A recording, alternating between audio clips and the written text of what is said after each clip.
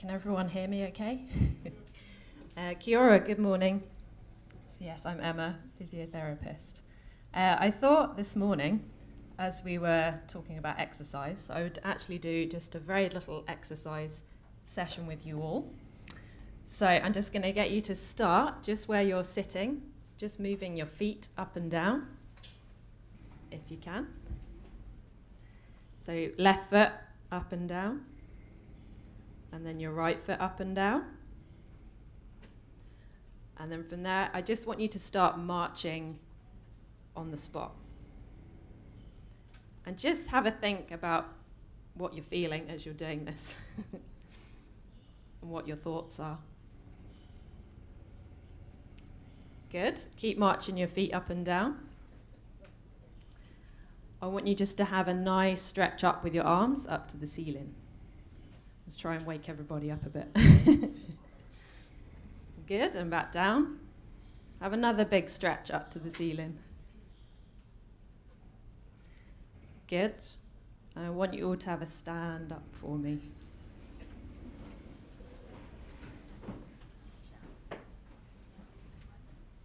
Good. Don't worry if you can't stand, just in your chair, see if you can just take your shoulders up and then down and just sigh out. And again, shrug your shoulders up and then just release all the tension in your shoulders. Good. One more. Good. And then gently roll them forward. Just release all the tension in your shoulders. Good. And then actually then stand and march on the spot.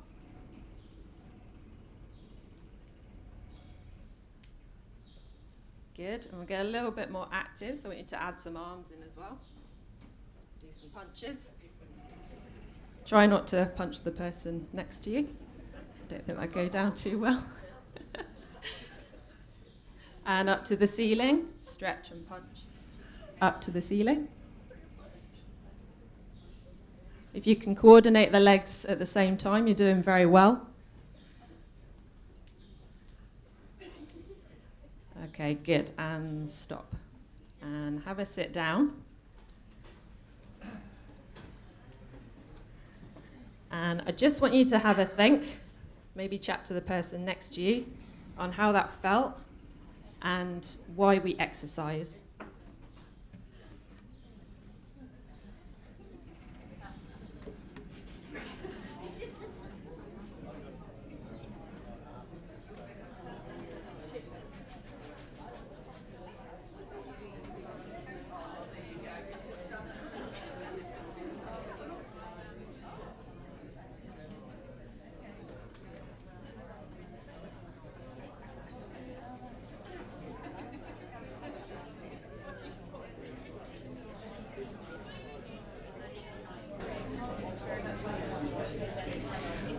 Okay, so what were people's thoughts?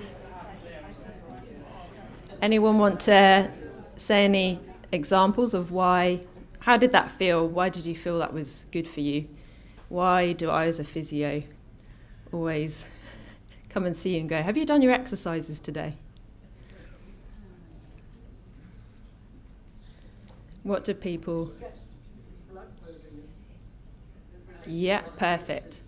Yep, so it's good for your circulation. Definitely. Definitely, so it's good for stress. It's good for your mood, feeling good. Releases endorphins. Anything else? Increases flexibility. Definitely, yep. Yep, so there's so many sort of different benefits, really. Oh, hang on.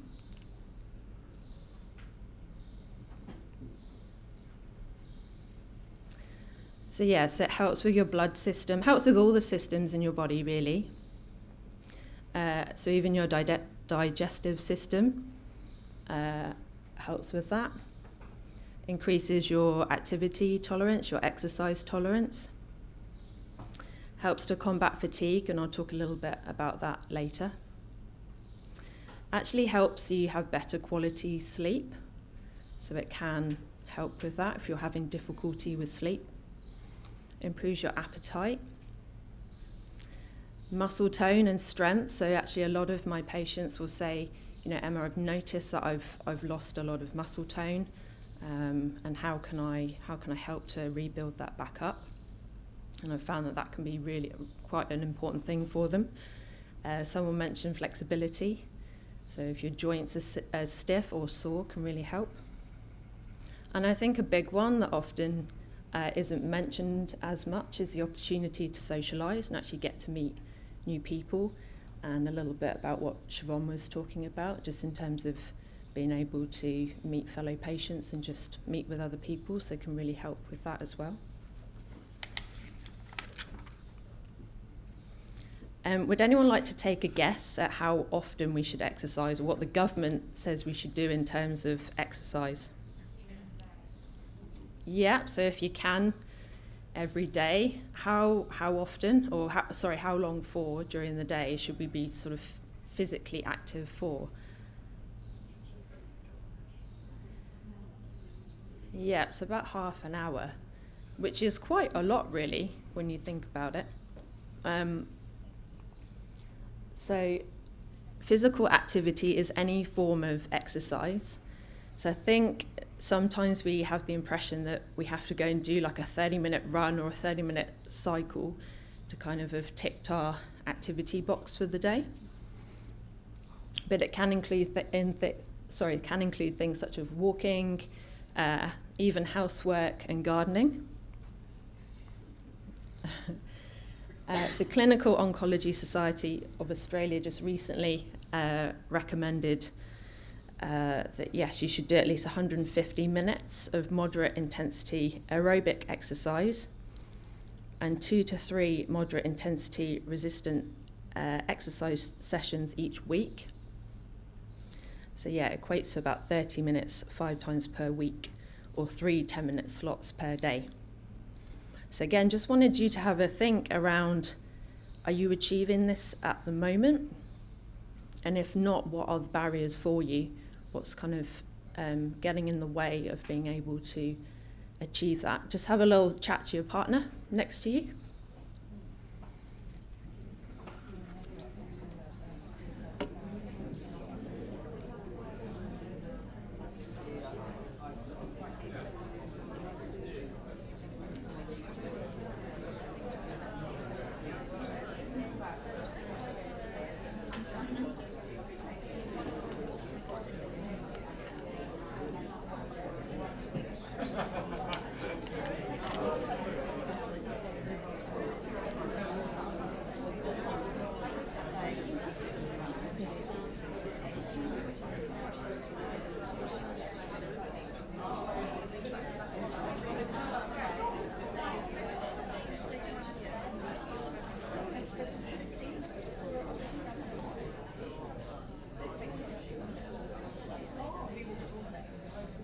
Okay, so what are the barriers for some people in terms of achieving the 30 minutes a day?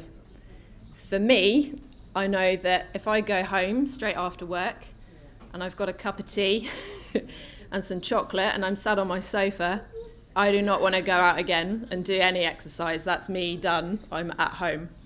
So I know that if I'm going to do any exercise, there's actually a park next door to the hospital, and I'll either go walk around the park or I'll do my run around the park and then I'll go home. And I know that that will help me to actually achieve my exercise for the day.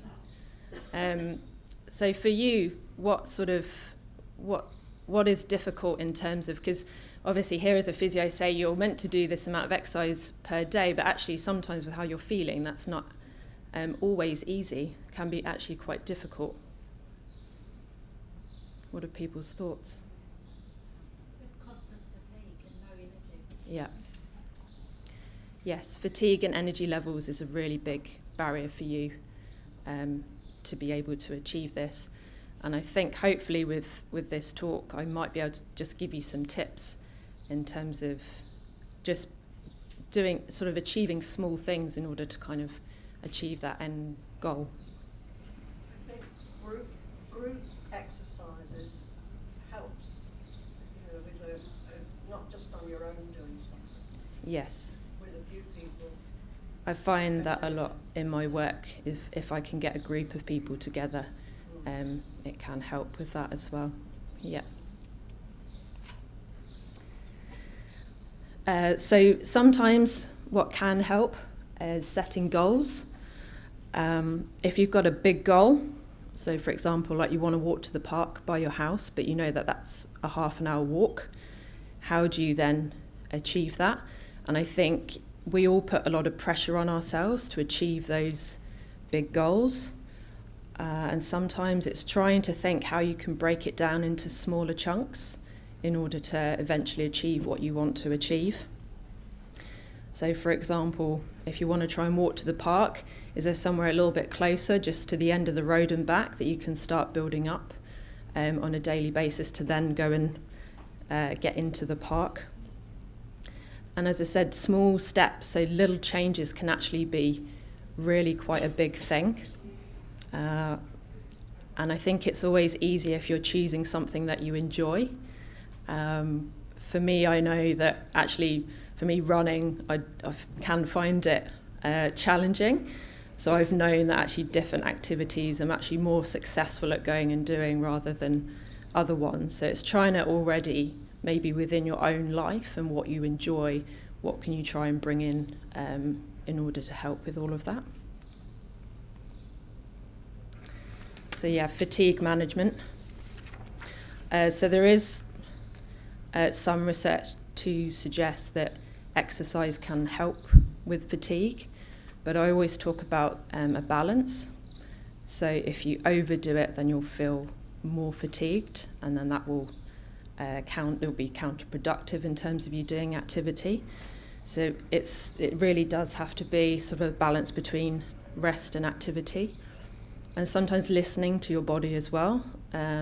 Sometimes fighting fatigue can enable you to feel really low in energy. So sometimes just going and having that 10-minute lie down or 10-minute rest during the day when your body is telling you to do that can actually allow you to have more energy throughout the day.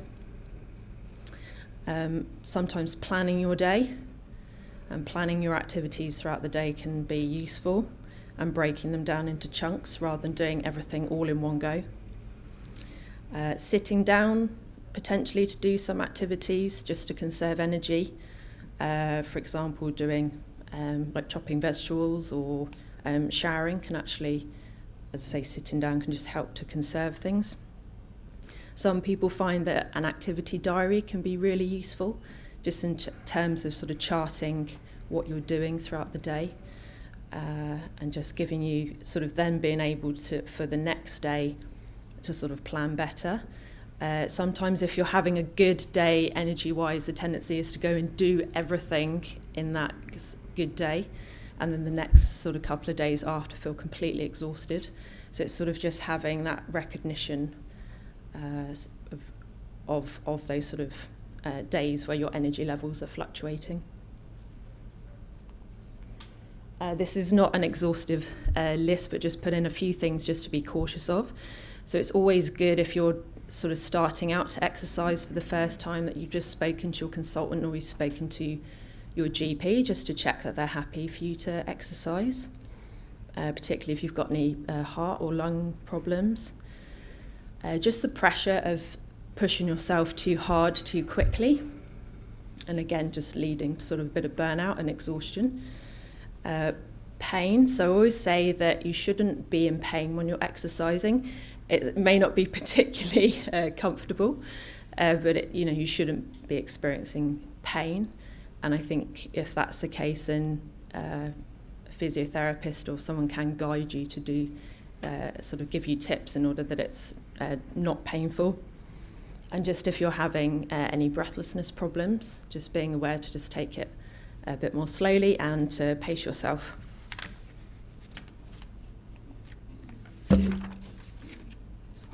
Someone mentioned that exercising in groups can be really helpful. But I think sometimes it's difficult to know what's in your community in order to sort of tap into. So your GP practice can sometimes give you help in order to try and find out activities that you would find beneficial.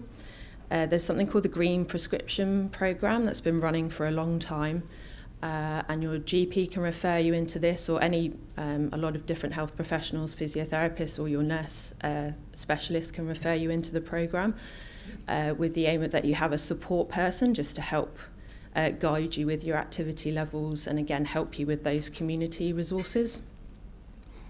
The internet now is a great resource as well in terms of trying to find different programmes. So park and leisure centre websites can be quite useful as well. And visiting local libraries or your community centre, sometimes they have group activities.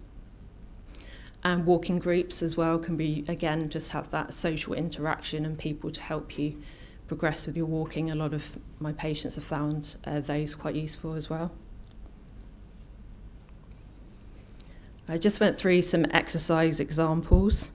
I put housework in there, but I'm not sure in terms of housework if people find that enjoyable, but it was just an example to say that, again, it's just activity levels. It doesn't have to be what you class as exercise as such, and can be very simple. So the sort of class we did just before we started with the sit stands, marching on the spot, it can be simple exercises that you can build into your day that can just help you achieve that 30 minutes. And also quite a few of my people in my group classes often comment to me that yoga and Pilates they find helpful as well. So apologies, this is quite a wordy slide, but I really liked it, and it's from Macmillan in the UK. So I think it's always good to just remind yourself of why you're doing what you're doing, and why you've set the goals that you've set yourself, and just very slowly try and increase the amount that you do, and not to put too much pressure on yourself. It's very normal to have setbacks, and if that happens, just to try and return to an easier stage, and also to share your plans with other people, or maybe get a friend to come along and help you to exercise. That can help you to be more successful. Joining groups or clubs and making sure that the activities that you're joining you find enjoyable. And sometimes doing a variety as well is quite helpful rather than just doing one thing. And if you don't achieve something, again, don't beat yourself up. Go back and have a think about sort of why it didn't get achieved, and try and plan the small goals and small steps in order to achieve it. And just that it does take longer to regain your fitness back after treatment, and that's okay, and that's normal, and just to, again, just give yourself time in order to build up your energy levels again. Okay, thank you very much. Thank you.